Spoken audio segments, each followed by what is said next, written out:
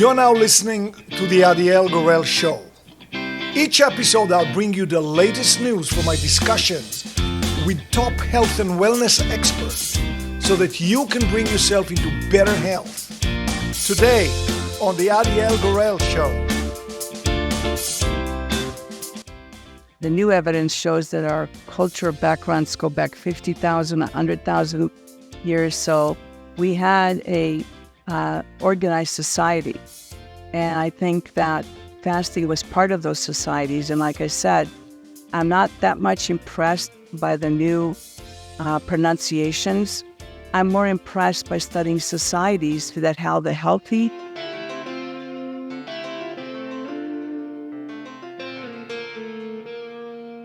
There's no need to even talk about smoking, which is the the antithesis for all of that stuff. So now you and your family stopped manufacturing that special yogurt, and you went into a more, you called it, you went in a technical direction. So that means you build on your vast experience. You said 56 years of experience so far. So can you tell us about the products that you manufacture and how we can benefit from them? Yes, great. In the mid-1970s, I was contacted by a researcher, clinician, and professor at the University of Nebraska asking me if I would consider representing his findings on Lactobacillus acidophilus that he tested in his laboratory and found to be proficient in producing natural antimicrobial substances, hydrogen peroxide that can be used effectively either as a natural cleaning agent or as a dietary supplement for human beings. And that sparked my interest because I started noting even in the 70s, especially with this attention to what they call a no-fat diet, that people were not getting better. In fact, they looked like dried out prunes and didn't look healthy at all. And I used to have heated debates with people that this is not logical, that it doesn't mimic any healthy society that I've studied. And so that, led my path to develop the first freeze-dried Lactobacillus acidophilus culture of the DDS1, which is a very special strain of acidophilus, and actually sold that product in a powdered form. And that really launched the whole probiotic dietary supplement industry in about 1982. And then, what I did is I very carefully studied. I didn't just add bacteria. I studied the work of famous Japanese and German researchers that talked about the Bifido bacteria and collaborated with a very famous Yugoslavian author who wrote the definitive book called The Role of Bifidobacteria in Health. And his book is used like a textbook and very difficult to get a hold of now. But, I collaborated with him for almost 12 years, and I learned the value of bifidobacteria, which is the most important bacteria for your large intestine, which is your waste and disposal system, and where your final act of digestion and absorption takes place. So I was the first one actually in the United States to trademark Lactobacillus infantis. Not Lactobacillus, Bifidobacteria infantis and Bifidobacteria bifidum. People didn't know what the heck I was talking about. And, it took almost 25 years to educate people. And now Big Pharma is looking at the Bifidobacteria infantis that I introduced and trying to put it into pharmaceutical products, which I don't think is good news because it's a natural bacteria. It can be, be taken by pregnant women, nursing mothers, and newborn infants to introduce this bacteria in a more natural way to start, regaining health in our country. And then I had a little bit more adult version of that bifidobacteria called Bifidobacteria bifidum, which is for anybody 2 years older. And the beauty of my products is that you don't have to buy special products for infants, for children, for toddlers, for adults, for women, for men, for elderly people. It's more of a marketing position. The 4 bacteria that I choose in my formulations have evolved with Homo sapiens, are completely safe at any level, and will never cause any harm to the body. So now getting to my 3rd bacteria is the one that I talk and I call the longevity bacteria. That's my Lactobacillus bulgaricus, which has an incredible ability to pre-digest food for us and actually, help our body absorb food. And it has an incredible immune-stimulating ability, along with the acidophilus and the bifidobacteria, but it's quite unique in its process. And so that's why I call my Lactobacillus bulgaricus my longevity bacteria. And it's very simple. I've been approached by dozens of so-called bulk manufacturers of these probiotic bacteria, asked to sell other ones. And I said, no, the multitude of them are not compatible. And if you put them in the body or in the same capsule, they're going to compete with each other. So you're really sort of shooting yourself in the foot, even though the ones you're selling are friendly, they're not compatible with each other. And you have to make sure that your mix is compatible and will ultimately affect the health of the host continually. What's the 4th one? Well, the 2 bifidobacteria. The one was the Bifidobacteria infantis, which also can be used by sensitive people of any age. That's the one for the infant. And then the Bifidobacteria bifidum is the one for, children about 2 years old and all the way through until your late 90s or hundreds if you've lived that long. And so I have the Lactobacillus acidophilus for the small intestine and the Lactobacillus bulgaricus, the longevity organism, as your transient flora and the one that really interacts with your immune system. I see.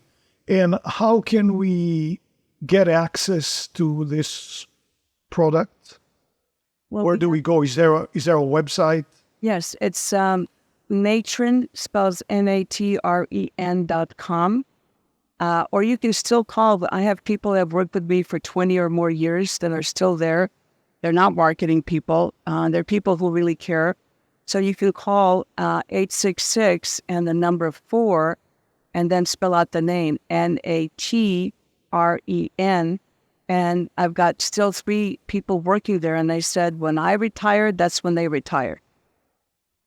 So Natren.com, is that only one formulation that I can find there, or are there some other ones as well? No, there's 2 types of formulations. The flagship product is called Healthy Trinity, and it's the only probiotic in the world that is micro-enrobed in sunflower oil and then encapsulated in a 2-piece hard gel capsule with special technology to protect the oil and the bacteria from moisture that is found in soft gels.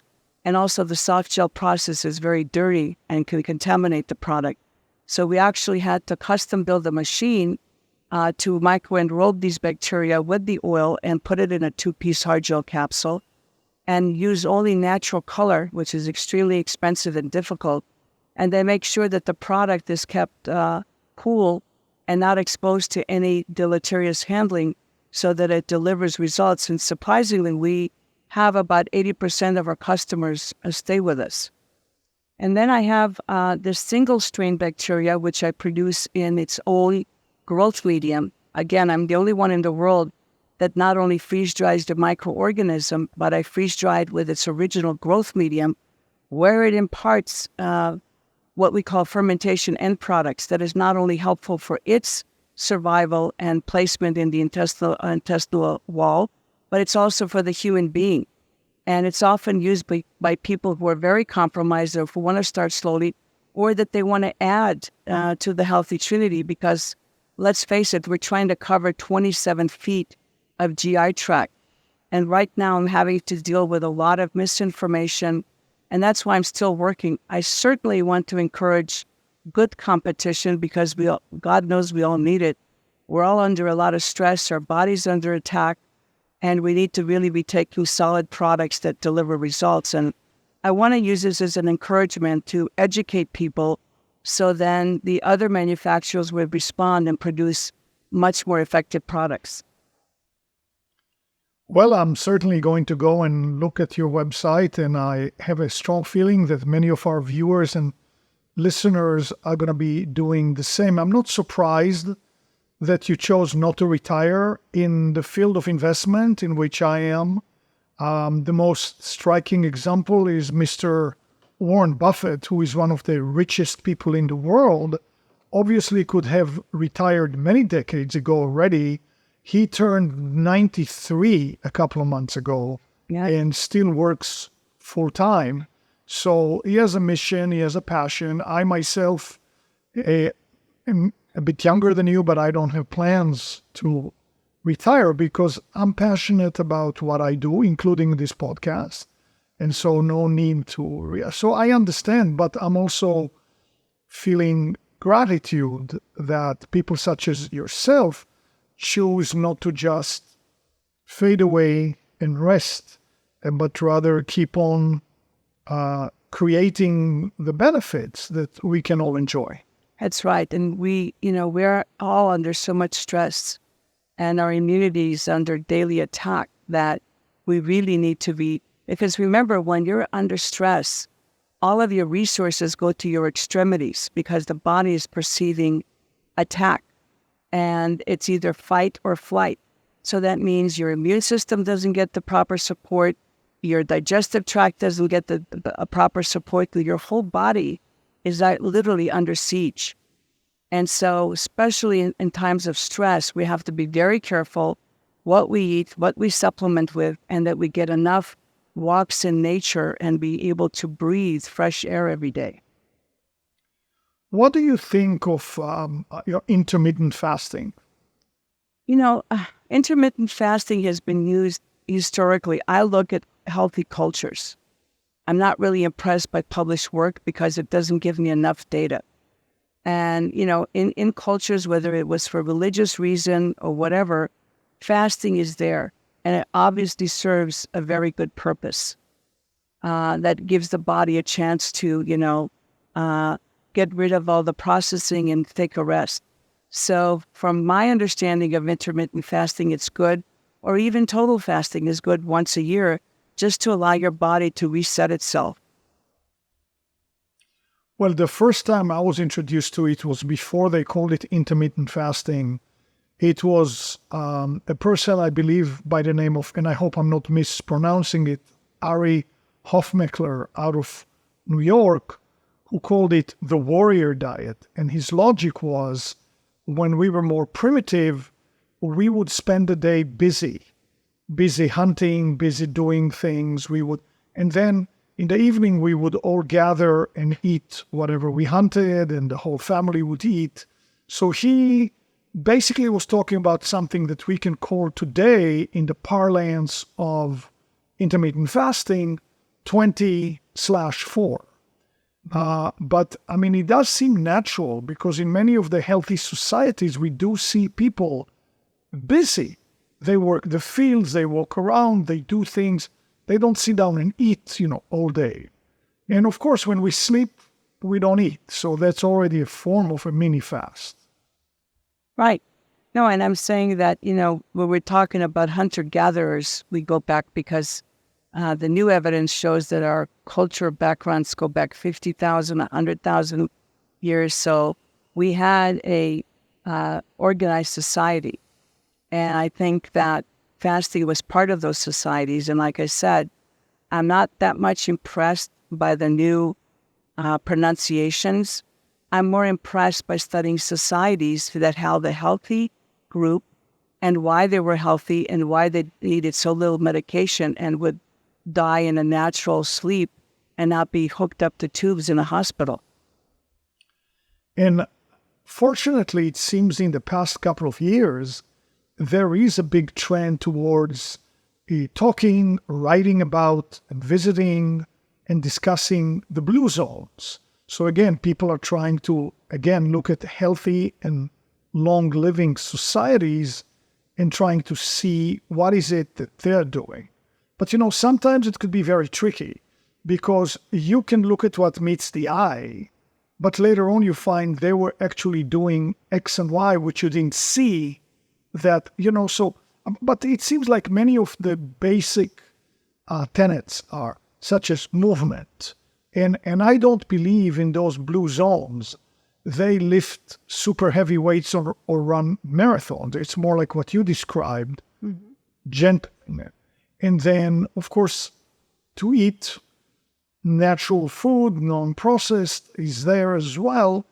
And the social aspect seems to be a very major. You mentioned about we don't eat with each other anymore. We don't sit down and eat and kind of celebrate the family or friends in eating. Sometimes we meet friends for lunch or for dinner, but it's not as much as it used to be. So the social aspect also seems to be beneficial.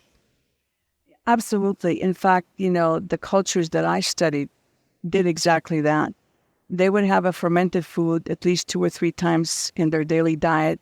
They would have local food. There would be a very good, healthy family structure. There would be a unit structure of extended family and neighborhoods. And, people were out walking, and they weren't engaged in these electronic devices 24/7. I think that's extremely detrimental, especially to young people, because the evidence is there. Your brain is much better than the most sophisticated computer. You just don't use it. And when you stop using your brain, what happens to any organ you stop using? It atrophies. And many young people, can't even do simple math. And they don't know anything about geography. They don't know anything about history. And it's a tragedy because that's not the society we want, because historically, that has not proven to be any kind of healthy living or healthy social structure that gives us good mental and physical health and, a group identity. Even the most simple of examples, I have lived long enough to be there before the age of the GPS. Mm-hmm. So I know when I had a paper map in my hand, mm-hmm. and I was navigating in a new city, by the time I was done with that city, I knew the city. I knew the layout. I knew how to get everywhere. Now, if I just follow the instructions of a GPS, that process is much slower. And sometimes you can even visit and leave, and you still don't really know much about how the geography and the layout. Yeah, no, it's like I said, your brain is atrophying. I used to use Thomas guides. I used to figure out, and I would pay attention. I would look at landmarks. I would look at the name of the streets. I would familiarize myself with the neighborhood. What are the main arteries? Where the problem exists? Where the freeways exist? And all of that information was stored in my brain, not in an electronic device. Right. So would you say that besides eating natural food, besides maybe not, overdoing the raw foods, maybe lightly saute, in addition, you would say that besides the supplementation with probiotics, we should also eat fermented foods, right?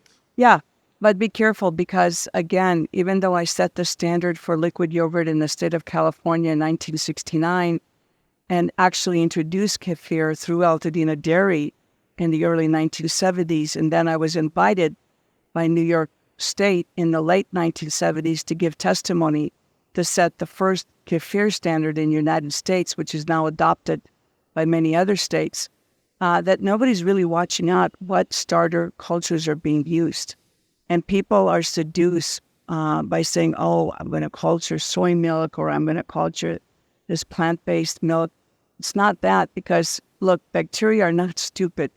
They're not going to ferment something and do it well if they don't like what you're forcing them to ferment. It's as simple as that.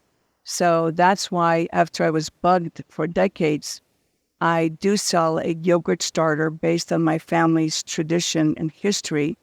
And many have told me that's the best yogurt starter they can find in the United States. I don't make a lot of money on it. It's not something I promote.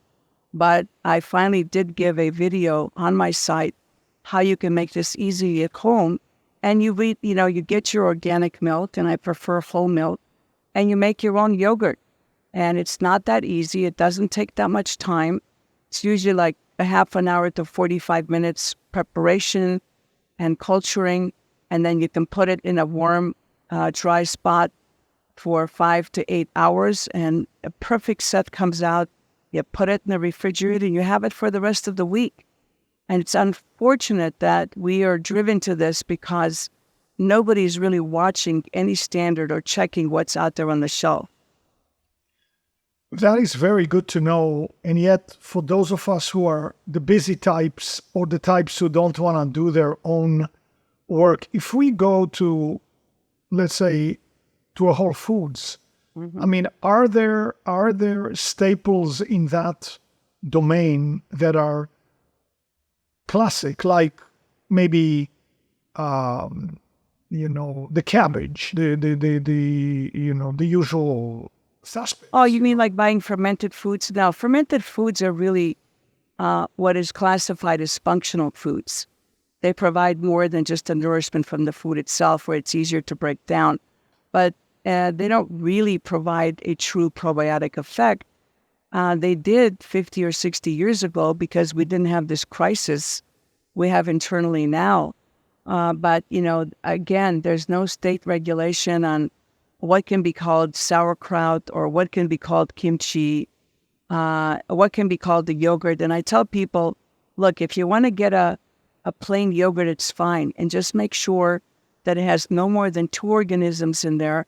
And those are the starter cultures, because people throw in all kinds of microbes. They don't survive in that environment. And plus, in the old days, because I've worked with various departments of agriculture, they would be considered contaminants. So, you have to know your food. You have to know. And unfortunately, it's become sort of a free-for-all. And I want to make a very strong statement that people should not ever drink kombucha. And I can't say this strongly enough. I've worked with Ayurvedic doctors. They're aligned with me. Kombucha is a natural medicine that was developed in Asian cultures by certain families to help treat disease. It was not a beverage. And what we've done here, we've adopted that beverage without understanding that you have a beer yeast and you have a microbe that produces cellulose that works with this yeast to make something we call this fermented tea kombucha. We have no idea what the long-term effects of drinking a pint is. Sometimes I see people drinking a quart does to our microbiome or to our body.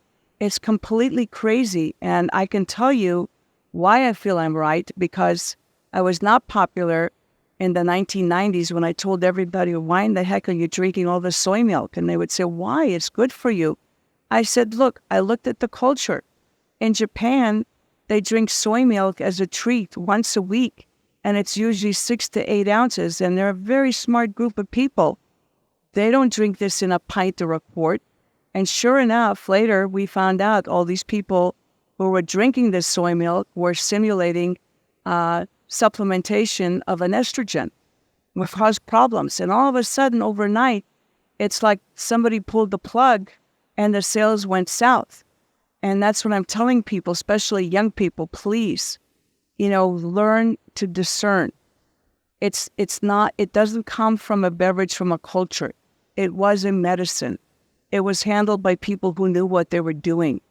And plus, I would not even trust somebody who sold it to me in a medicine until I checked their background and figured out what they were making and what they were doing.